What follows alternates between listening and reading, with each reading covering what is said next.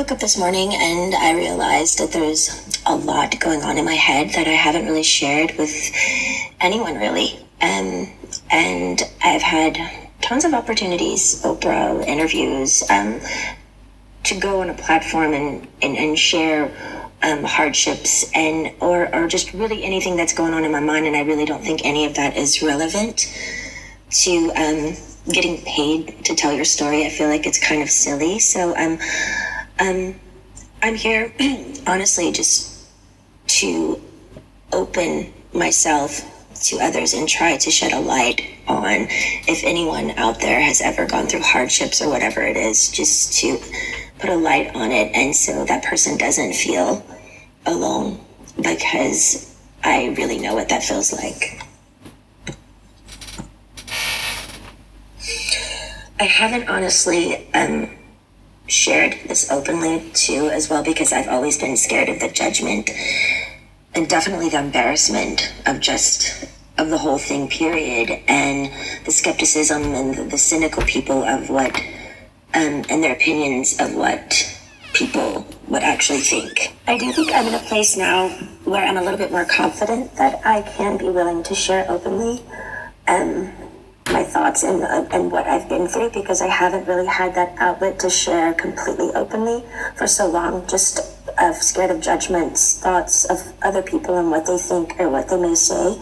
And I think it's crucial for my heart and my head to be able to speak openly about it as if anyone else would. Well, the actual conservatorship actually started, I think, 15 to 16 years ago. I was 25 when it started. I was extremely young. I remember a lot of my friends texting me and calling me, and we were extremely close, and they wanted to see me, but by what had happened, I honestly still to this day don't know what really I did, but the punishment of my father, I wasn't able to, see anyone or like anything. And you have to imagine none of it made sense to me. I literally spoke in a British accent to a doctor to prescribe my medication, and 3 days later, there was a swap team in my home, 3 helicopters, and I remember my mom's best friend and my 2 girlfriends. We had a sleepover the night before. They held me down on a gurner, and again, none of it made sense. Literally, the extent of my madness was playing chess with paparazzi, which is still to this day one of the most fun things I ever did about being famous. So I don't know what was so harmful about that. But I remember my mom was sitting on the couch and she said, "We've heard people are coming here today to talk to you. We should probably go, to a hotel or something." And I never really understood what she meant. I didn't believe her. Like, as a lawyer coming here? Who is coming here? Then 4 hours later, there were over 200 paparazzi outside my house videotaping me through a window of an ambulance holding me down on a gurner. I know now it was all premeditated. A woman introduced the idea to my dad, and my mom actually helped him follow through and made it all happen. It was all basically set up. There was no drugs in my system, no alcohol, nothing. It was pure abuse. And I haven't even really shared even half of it. I think the main thing I do remember when I started was my dad's control. He loved to control everything I did. I remember the first day he said, "I'm Britney Spears and I'm calling the shots." And I'm like, alrighty then. My brother was a football player. My dad was really, really hard on him when he was younger.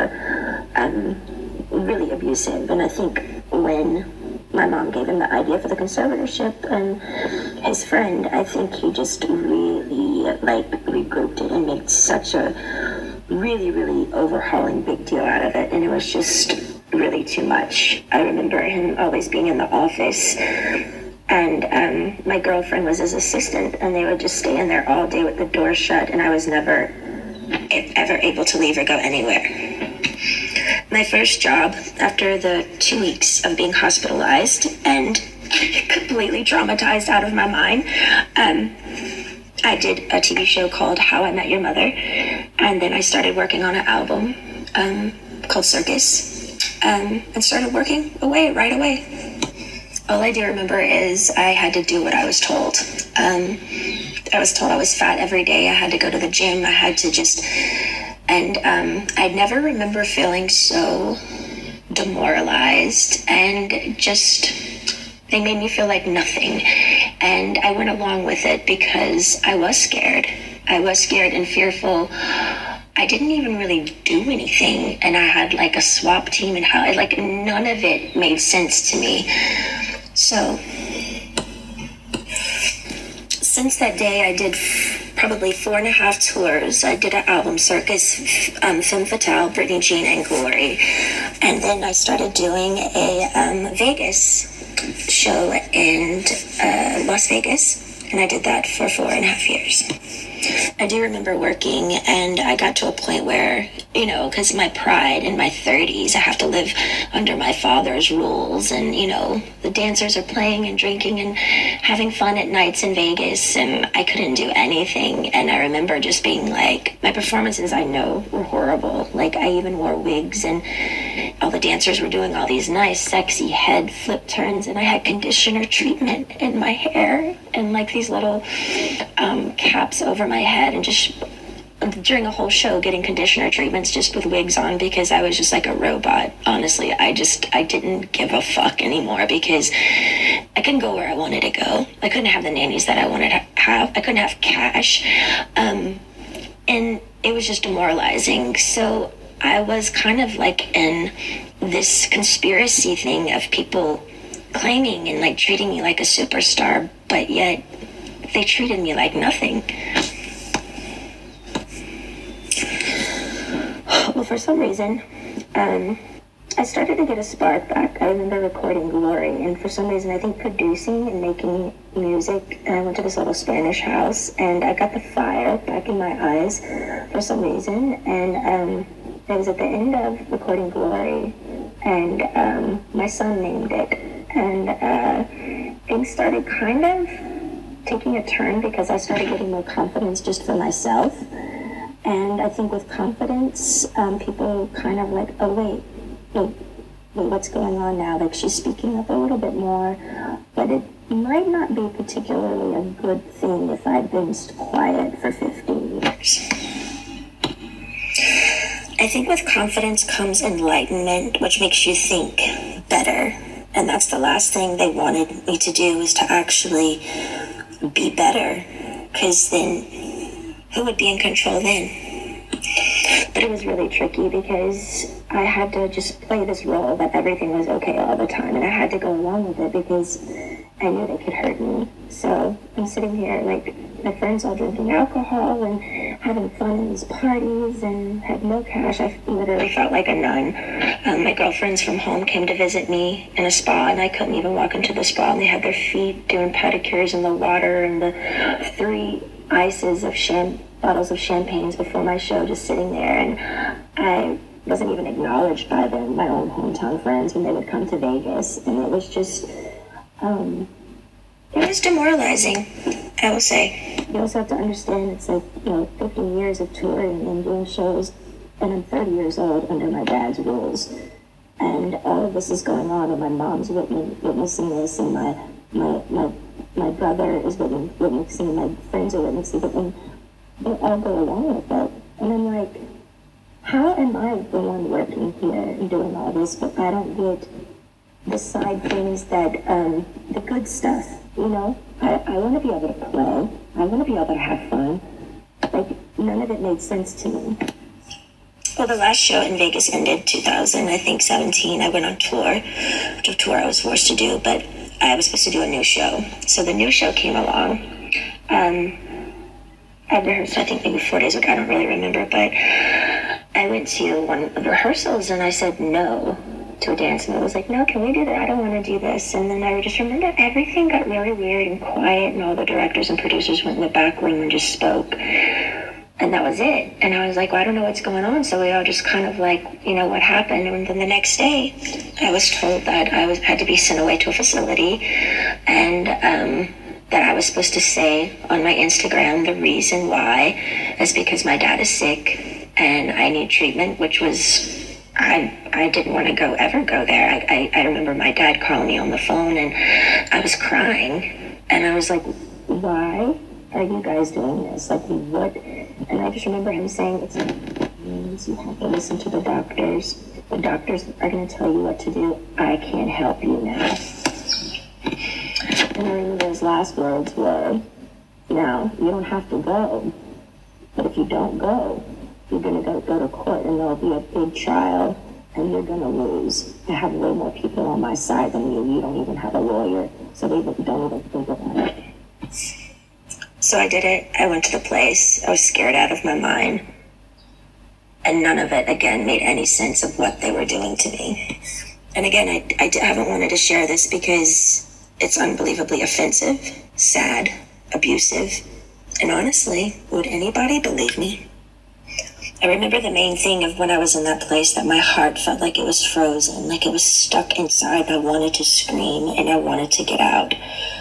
And I think by a needle and thread, it was the breathing peacefully inward that I missed the most. I felt like I was in a state of shock, almost like when an old person feels helpless and they're literally going through some sort of shock treatment and they can't relax their body because they don't have the answers of why they can't have their own keys to their car and put it in the ignition and walk outside, and their own security guards at every door saying they can't go, sitting down, drawing 6 galls of blood every week, weak as hell, and then calling, and my family is in Destin at my beach house. It didn't make sense.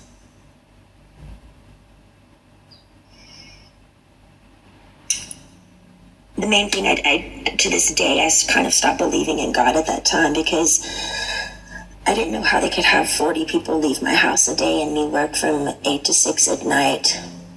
Be seen changed every time I changed in the shower. No privacy, no door, nothing.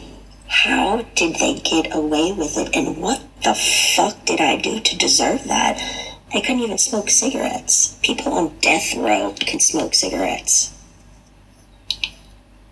I missed my AA meetings, although I was kind of forced to go to AA. I'm not even an alcoholic. I actually enjoyed it because I thought the people were brilliant. They shared their stories just to share their story, and in a circle of women and men who just are trying to be better people and trying to touch other people.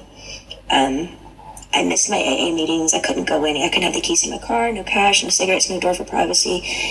It changed me, watched me change naked every day. I did work 7 days a week. No weekends were off. They monitored what I ate.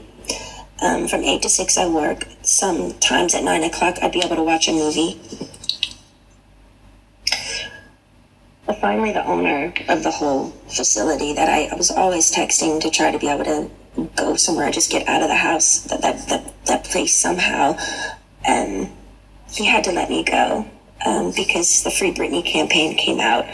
With all the pink t-shirts. I saw it on a lot of the morning shows, and people by word of mouth, and I think just by my fans knowing by heart that something was up. I remember one of the guys were on an interview on the street, and he said, you know what, I could be totally wrong, and if I'm wrong, I'll be really, really embarrassed, and I'll just go have a drink somewhere. He said, but I do feel like they're doing something to her right now, and I'm not surely what it is, but that's what my heart says. But the whole thing that made it really confusing for me is these people are on the street fighting for me, but my sister and my mother aren't doing anything. To me, it was like they secretly, honestly liked me being the bad one, like I was messed up, and they kind of just liked it that way. Otherwise, why weren't they outside my doorstep saying, baby girl, get in the car, let's go? I think that's the main thing that hurt me. I couldn't process how my family went along with it for so long. And I mean, almost half a year, you know? And their only response was, we didn't know. I'm like, I'm on the phone telling you right now, I'm here, please. Eventually, by the grace of God and praying on my knees, I left the place. But I was still scared. I was really, really scared. And from then on, I had support. I needed a lot of support.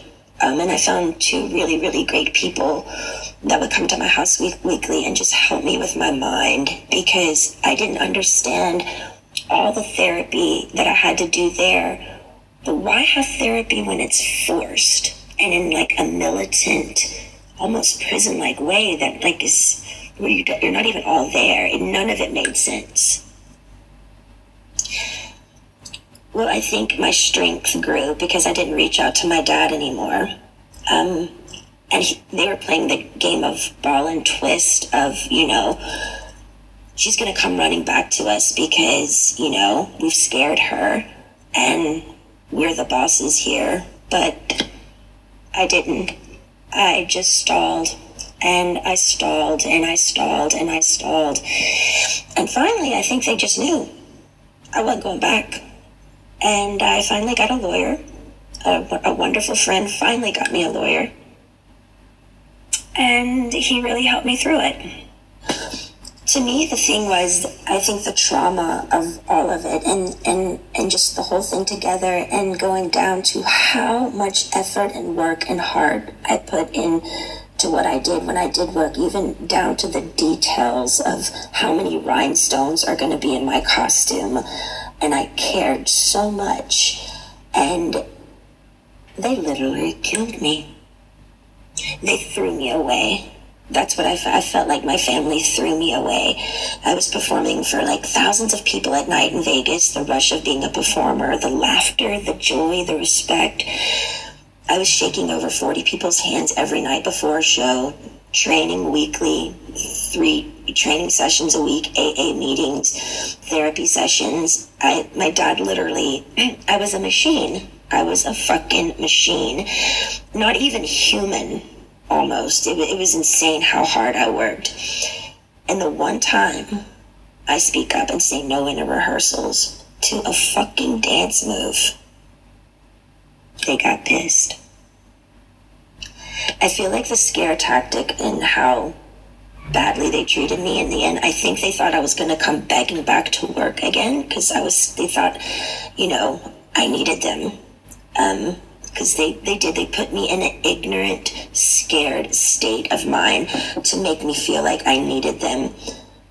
And if you don't do what we say, we're going to show you who's boss. I didn't play their game anymore. I got on my knees every day and I prayed. I held on like a needle and thread to some sort of existence, because they had made me feel like nothing for so long. I knew in the deepest part of my core, I knew I'd done nothing wrong and I didn't deserve the way I'd been treated. I do think the hardest thing for me was I wanted to use my feet and leave and run or go somewhere. I had to be placed in a chair from like 8 to 6 every day. I couldn't take it. I talked to rabbis, I've talked to grown men about it, and they're like, we don't see how you did it. Honestly, I don't either. And through that, I remember saying, I don't believe in God anymore. I honestly deserve an award for acting like I was okay every day. I thought they were trying to fucking kill me. I remember one time I was backstage and I needed my inhaler.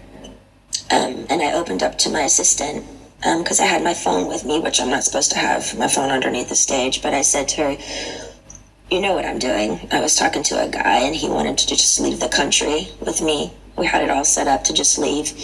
And it was a secret relationship. And I said, my biggest fear was, what would my dad do if I did do something wrong? What if I left the country? What if they found me? And what would they do? And I said, I feel like they would lock me up or something or really hurt me. And she looked at me and she said, are you kidding me, Britney? Your dad would never do that to you. And I didn't even do anything wrong, and he still did it. I'm honestly more angry at my mom because I heard when reporters would call her at the time and ask questions of what was going on, she would go innocently hide in the house and she wouldn't speak up. It was always like, I don't know what to say. I just don't want to say the wrong thing. We're praying for her. I feel like she could have gotten me a lawyer in literally 2 seconds. My friend helped me get one in the end, but every time I made contact with a firm, my phone was tapped and they would take my phone away from me. And again, I get nothing out of sharing all of this. I have offers to do interviews with Oprah and so many people, lots and lots of money, but it's insane. I don't want any of it. For me, it's beyond a sit-down, proper interview. I had no contact in that place for so long, and my heart would just want to stand up in my family's faces and scream and cry and throw a tantrum and go back in time and do exactly what I wanted to do at those times. Yeah, and might even spit in their fucking faces. Why? Because the pain my family gave me, sitting me there all day and not being able to use my feet, as they watch their grandchildren run bases to base in a family neighborhood, as if I'm dead or I don't exist, honestly makes me look up and say, how the fuck did they get away with it? How is there a God? Is there a God? Giving 8 galls of blood weekly, not being able to stand up. I was so weak. And my family's at my beach house. I was scared, broken. I'm sharing this because I want people to know I'm only human. I do feel victimized after these experiences, and how can I mend this if I don't talk about it? I have an amazing song right now with one of the most brilliant men of our time, and I'm so grateful.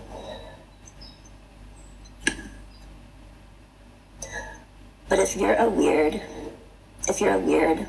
introvert oddball like me, who feels alone a lot of the time, and you needed to hear a story like this today so you don't feel alone, know this: my life has been far from easy, and you're not alone.